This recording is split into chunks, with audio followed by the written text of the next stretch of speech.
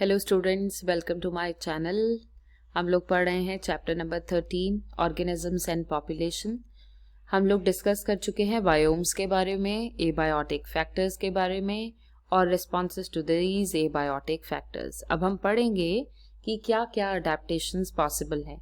जो भी एग्जाम्पल्स बच्चों तुम लोगों को एनसीईआरटी में दिए हुए हैं, please learn each and every example because questions in board examinations will be based on them. So adaptation आप लोगों ने प्रैक्टिकल में भी करा है कि अगर वाटर में कोई प्लांट मिलता है एक्वेटिक कंडीशंस में, तो वो एक्वेटिक अडेप्टेशन शो करता है। मतलब वहाँ पे रहने के लिए वो जो अपनी बॉडी के अंदर चेंजेस करता है वो अडेप्टेशंस हैं। इसी तरीके से डेजर्ट कंडीशंस में अगर एनिमल्स और प्लांट्स रहते हैं तो वो अपनी बॉडी को इस तरीके से सेटल कर लेते हैं over a period of time. उनकी बॉडी में ऐसे मैकेनिज्म्स हैं कि वो वहाँ इजीली रह सकते हैं, राइट। डेजर्ट कंडीशंस में आपको पता है कैमल रह सकता है। कैमल क्यों रह सकता है? बिकॉज कैमल की वाटर रिक्वायरमेंट बहुत कम है। आईलिड्स बड़ी बड़ी होती है ताकि आंखों में सनलाइट ना जाए। हम्प होता है बैक पे, फुट उसकी इस तरीके से है, right. So these are all the adaptations आपने पढ़ा था।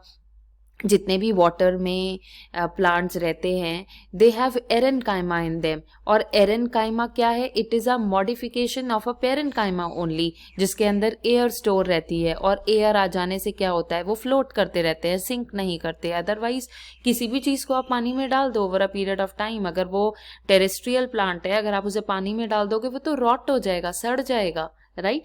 सो हर जगह पे रहने के लिए ऑर्गेनिज्म को एक पर्टिकुलर बॉडी में चेंजेस चाहिए। हम कुछ चेंजेस की बात करेंगे यहाँ पे। आपको यहाँ पे कैंगरू रैट का बुक में एग्जाम्पल दिया गया है। कैंगरू रैट हमें अमेरिका की डेजर्ट कंडीशंस में मिलता है। तो डेजर्ट कंडीशन में है तो दैट मीन्स वाटर की स्कैर्सिटी तो होगी ही होगी। सो कैंगरू रैट जो है वाटर इनटेक पे बाहर से डिपेंडेंट नहीं होता। इसकी बॉडी में जो बीटा ऑक्सीडेशन होता है फैट्स का, ये एक तरीके का ऑक्सीडेशन है जिसमें एक स्पेसिफिक मैकेनिज्म है जिसे हम कहते हैं beta oxidation. So beta oxidation of fat इसकी बॉडी में जो होते हैं, जब वो होता है तो वाटर प्रोड्यूस होता है। तो इसकी वाटर की जो रिक्वायरमेंट है वो वहीं से पूरी हो जाती है। प्लस ये एक्सक्रीट जो है वो हाइपरटोनिक यूरिन करता है। हाइपरटोनिक यूरिन का मतलब है ऐसा यूरिन जिसमें सॉल्ट ज़्यादा हो और वाटर कम हो। तो वाटर ये बाहर से ले भी नहीं रहा, जो भी इसे रिक्वायरमेंट है वो अंदर से ही प्रोड्यूस हो रही है। दैट मीन्स इसकी बॉडी में ऐसा मैकेनिज्म है कि ये डेजर्ट कंडीशंस में सरवाइव कर पाए। So you must know that kangaroo rat is not dependent upon water, rather all the water requirement of it is fulfilled by the beta oxidation of the fats. Moreover, it passes hypertonic urine. Next example जो आपकी book में दिया है वो दिया है desert plants का।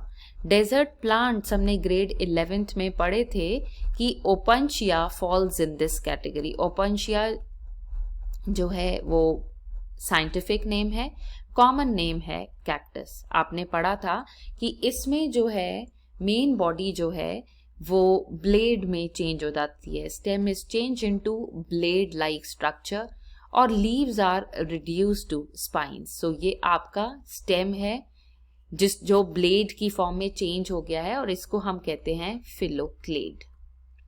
और लीव्स जो हैं वो आपकी स्पाइन में चेंज हो गई है। दैट मीन्स ट्रांसपिरेशन का रेट रिड्यूस हो गया है, क्योंकि स्टेम जो ग्रीन पार्ट है केवल वहीं से ही ट्रांसपिरेशन होगा। मोर ओवर डेजर्ट प्लांट्स के अंदर एक स्पेशल मेटाबॉलिज्म मिलता है जिसे हम कहते हैं crassulacean acid metabolism. Crassulacean acid metabolism CAM वो मेटाबॉलिज्म है जिसमें स्टोमेटा डे टाइम में क्लोज रहेंगे। अब बेसिकली अगर स्टोमेटा डे टाइम में क्लोज रहेंगे तो रेट ऑफ ट्रांसपिरेशन तो अपने आप कम होगा, बिकॉज डे टाइम में ही क्या होता है, सनलाइट इंटेंस होती है, राइट। वेयर एज अगर हमारे स्टोमेटा नाइट टाइम में इसके अंदर खुलते हैं। So stomata they are open at the night time but they remain closed during the day. So इससे क्या होता है, जो ट्रांसपिरेशन का जो रेट है वो लो हो जाएगा और वाटर जो है वो अंदर कंजर्व रहेगा, वाटर बाहर नहीं आएगा. So these are the desert adaptation की occurrence of the phylloclade and presence of Crassulacean acid metabolism which closes stomata during the day and open during the night. इसके अलावा बुक में आपको मेंशन करा गया है एलेंस रूल. एलेंस रूल के हिसाब से जो ठंडी जगह पे कोल्डर कंडीशंस में जो एनिमल्स मिलते हैं उनके जो ईयर्स हैं और जो लिम्स हैं वो स्मॉलर साइज के होते हैं. This you have to learn. The animals that are being found in the colder condition, their ears and limb, they are of smaller size.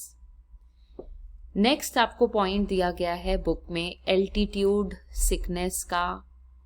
Altitude sickness, इस पे लॉन्ग नोट बच्चों आने के चांसेस कम है. आपसे कुछ एप्लीकेशन बेस्ड क्वेश्चन आएंगे इन पे जिनको आपको रिलेट करना होगा कि that they are asking about this only. बच्चों, if you have ever done trekking या आप किसी हाई एल्टीट्यूड पे गए हो तो आपको अच्छे से पता होगा कि विद इंक्रीज इन एल्टीट्यूड जो एटमॉस्फेरिक प्रेशर है वो लो हो जाता है. अगर हम किसी भी हाई हिल एरिया पे जाएं, जैसे कि हम बात कर सकते हैं मानसरोवर की, कैलाश पर्वत की, जो कि तिब्बत रीजन में आता है, तो वहाँ पे एटमॉस्फेरिक प्रेशर जो है वो लो हो जाता है, ऑक्सीजन की अवेलेबिलिटी कम हो जाती है. उसकी वजह से हमें क्या होने लग जाता है, नौशिया होने लग जाता है, फैटीक होने लग जाता है, डिजीनेस आने लग जाती है, ड्राउजीनेस होने लग जाती है, थकान होने लग जाती है. तो क्यों होने लग जाती है? बिकॉज ऑक्सीजन की सप्लाई कम है. बट जो लोग हाई एल्टीट्यूड पे रहते हैं इतने सालों से, उन्हें तो ऐसा कुछ नहीं होता क्योंकि उनकी बॉडी अडेप्टेशन शो करती है. अब आरबीसी के अंदर हीमोग्लोबिन होता है. हीमोग्लोबिन ऑक्सीजन से यूनाइट करता है और बनाता है ऑक्सी हीमोग्लोबिन. राइट, ये बेसिक सी बात हमें पता है. बट ऑक्सीजन, क्योंकि अवेलेबिलिटी ऑक्सीजन की कम होती है, सो जितनी भी आरबीसीज हमारी बॉडी में हैं, अगर ऑक्सीजन कम मिल रही है तो हीमोग्लोबिन कम मिलेगी. इसी वजह से हमें nausea, fatigue, drowsiness, giddiness, all these symptoms आते हैं. तो क्या होता है, जो लोग माउंटेन रीजन पे हाई एल्टीट्यूड पे ऑलरेडी रह रहे होते हैं उनका आरबीसी का production over a period of time बढ़ जाता है. जब आरबीसी, फॉर एग्जांपल सपोज कर लो, पहले आपके पास 10 मिलियन आरबीसीज थी और अब आपके पास 12 मिलियन हो गई, तो दैट मीन्स आपके पास आरबीसी बढ़ी. ऑक्सीजन अगर कम 10 मिलियन के पास जा रही थी तो दैट मीन्स 12 मिलियन के केस में ऑक्सीजन कैरिंग कैपेसिटी तो बढ़ गई ना आपकी. So that is why the people, they are living on the mountains, they are more reddish in their complexion because they have more RBCs than the people who are living on the plains. So ये एक adaptation है. Altitude sickness पे अगर question आएगा, they will give you an example of the high altitude. आप फौरन समझ जाना कि that they are asking about RBC. So mountaineer people, they have more RBCs, their oxygen carrying capacity is more. That is why उनको ये symptoms nausea, fatigue और थकना उनको feel ही नहीं होता. Right? The last example which is being given in the book is of the lizards. Now lizards, they fall in the category of cold-blooded animals. Right? So cold blooded animal है तो that means अपनी body के अंदर इतनी energy नहीं है metabolism से कि टेम्परेचर मेंटेन कर पाए. तो क्या करता है लिजर्ड का, जब ये बरो में रहती है, जब इसका बॉडी टेम्परेचर ड्रॉप हो जाता है तो it comes outside in the sun और वहां पे ये सरफेस के ऊपर लिजर्ड यहाँ पे रहती है. अब लिजर्ड का यहाँ पे रहने से क्या होगा, जो सोलर रेडिएशंस पड़ेंगी बॉडी के अंदर जाएंगी, बिकॉज बाहर के एनवायरनमेंट से ही इनकी बॉडी का टेम्परेचर डिपेंड करेगा. बाहर गर्मी है तो लिजर्ड का बॉडी टेम्परेचर क्या हो जाएगा, हाई हो जाएगा. अब जितना ये बियर करती है, जितना इसका बॉडी का टेम्परेचर होना चाहिए, उतना हो जाने के बाद ये लिजर्ड कहाँ चली जाएगी, बरो में. और जब फिर से बरो में जाने के बाद over a period of time इसका बॉडी टेम्परेचर ज़्यादा ड्रॉप हो जाएगा.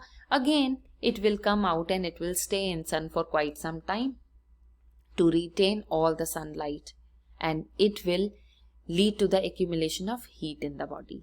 So by these following ways, different animals they regulate the body temperature. Basically हमने इस वीडियो में बात करी थी कैंगरू रैट की, हमने बात करी थी कैक्टस की, एलेंस रूल की, एल्टीट्यूड सिकनेस की, और हमने बात लास्ट में करी थी लिजर्ड की. All the examples that I have discussed are important, so please do retain and remember. Thank you so much for watching the video. Please do subscribe, like, share and comment. Stay tuned for more videos. Thank you.